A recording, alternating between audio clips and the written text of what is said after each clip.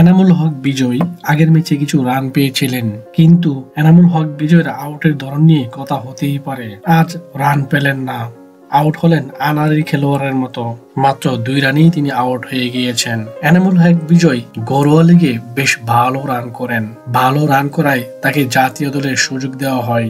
জাতীয় দলের সুযোগ পেলেই তিনি যেন খেলাই ভুলে যান। ঘরোয়া লিগে একমাত্র ভালো করতে পারেন এনামুল হক বিজয়, কিন্তু জাতীয় দলে নয়। বর্তমানে বাংলাদেশের অধিনায়ক নাজমুল হাসান শান্ত। তবে রিসেন্টলি নাজমুল হাসান শান্তর পারফরমেন্স খুবই ভালো। টানা দ্বিতীয়বারের মতো ব্যর্থ হয়েছেন বাংলাদেশের অধিনায়ক, তাও আবার দৃষ্টিগত আউটে। তিনিও যেন নিউজিল্যান্ডের সাথে বারবারই ব্যর্থ হচ্ছেন। আরেক ব্যাটার লিটন দাস যেন ব্যর্থতার গুড় থেকে বেরিয়ে হতে পারছেন না।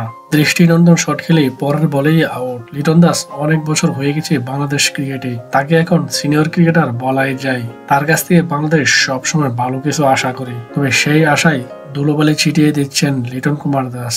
এই ম্যাচেও বাংলাদেশ বাজেভাবে হারলো। এখন দেখার বিষয় তৃতীয় ম্যাচে বাংলাদেশ কামব্যাক করতে পারে কিনা।